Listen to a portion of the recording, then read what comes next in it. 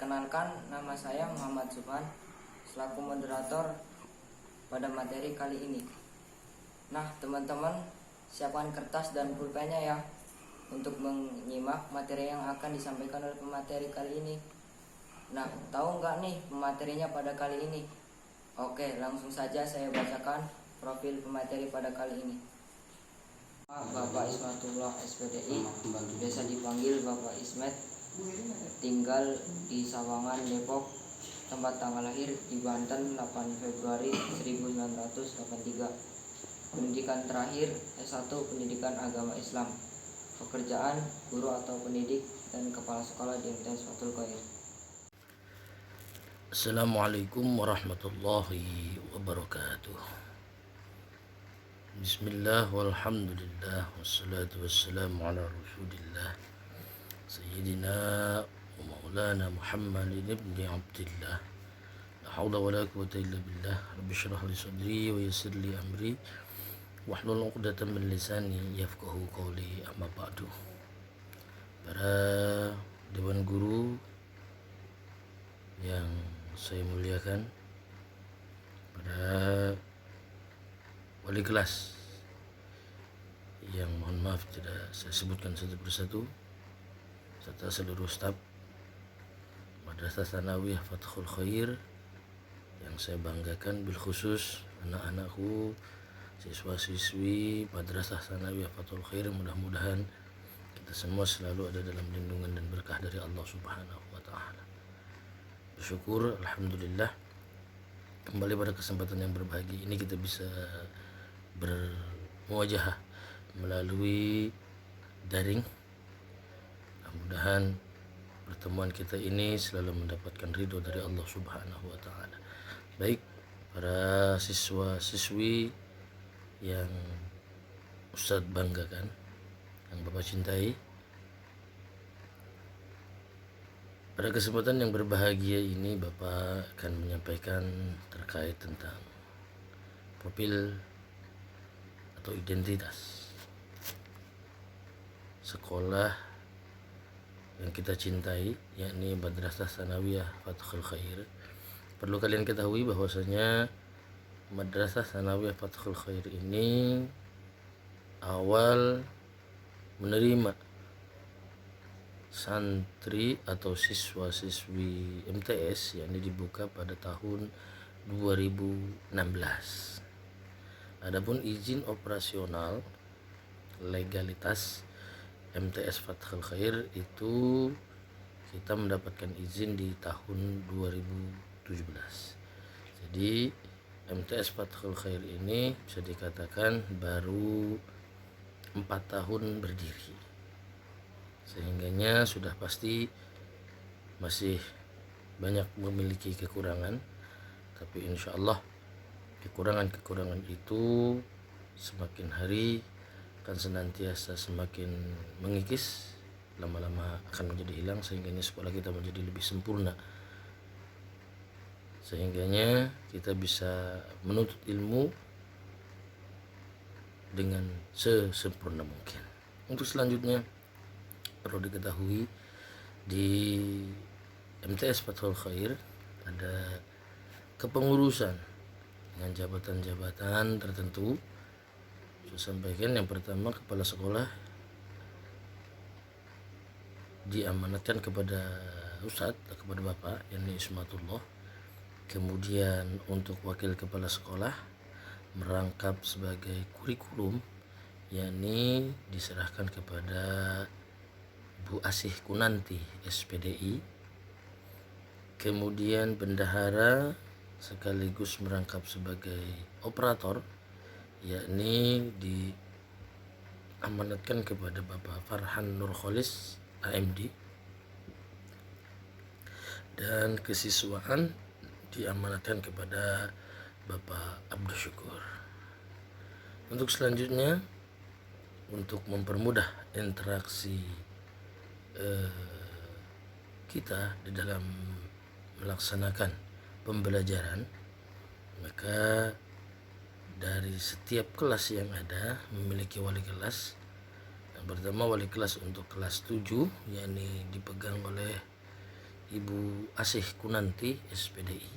Nanti untuk kelas 7 ada hal-hal yang kurang jelas, maka bisa langsung berhubungan dengan Ibu Asih. Nanti Ibu Asih yang akan menjelaskan. Kemudian untuk kelas 8, yakni Bapak Abdus Syukur atau Ustadz Syukur yang ada di asrama.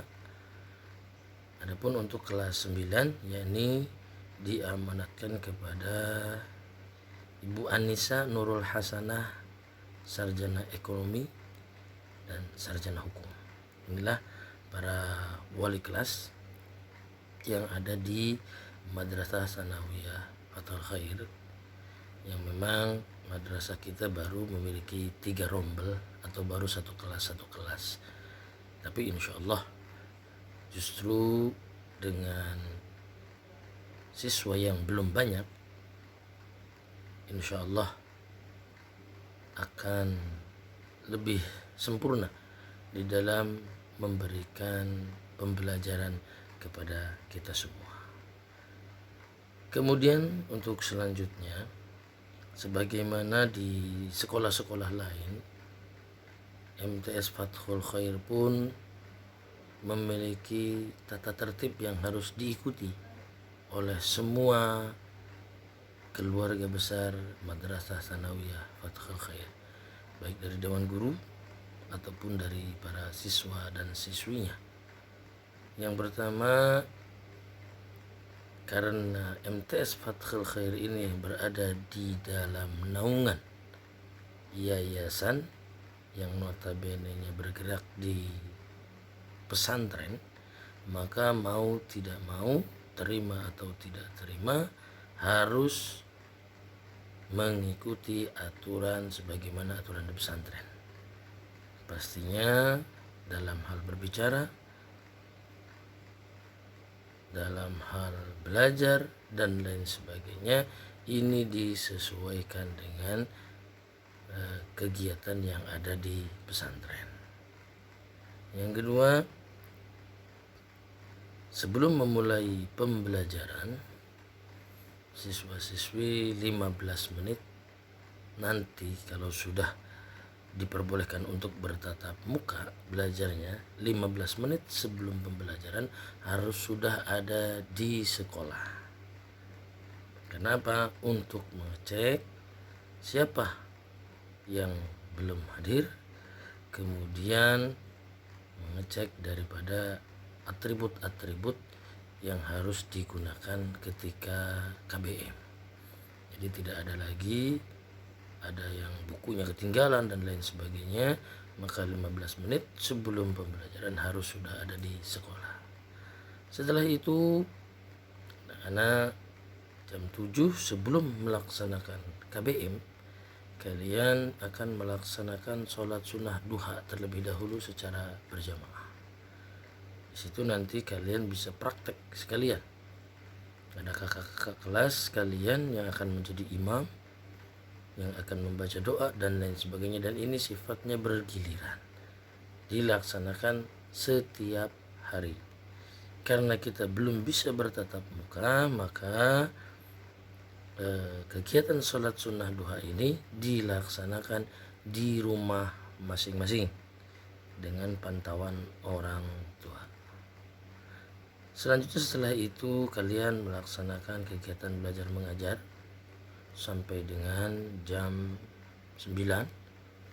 Kemudian istirahat, masuk lagi sampai sholat zuhur. Sholat zuhur kalian berjamaah, di situ ditambah dengan kalian belajar menyampaikan materi dakwah, yaitu melalui kultum yang nanti akan bergiliran dari kelas 7 sampai kelas 9. Ini sifatnya wajib, harus bisa, harus dipersiapkan nanti kalau sudah normal. Adapun ketika belum normal, maka kalian di rumah hanya melaksanakan sholat zuhur, dan itu nanti akan mohon dilaporkan kepada wali kelasnya masing-masing. Setelah itu kalian istirahat, setelah istirahat masuk lagi sampai jam 3 kurang seperempat, kalian baru diperbolehkan kembali ke rumah masing-masing ketika dalam keadaan normal. Untuk yang sekarang ini karena masih dalam masa pandemi COVID-19, maka pembelajaran dilaksanakan di rumah masing-masing hanya sampai jam 12 siang atau hanya sampai zuhur, dengan ketentuan meskipun belajar di rumah kalian harus tetap menggunakan seragam sekolah sebagaimana mestinya.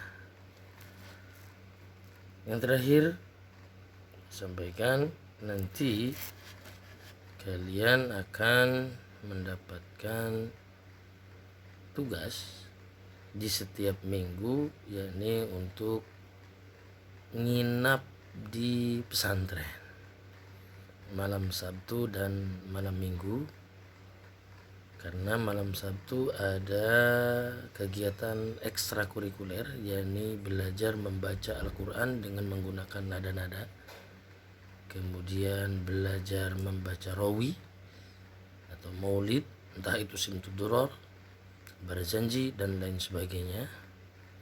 Adapun malam Minggu kalian belajar menjadi orator.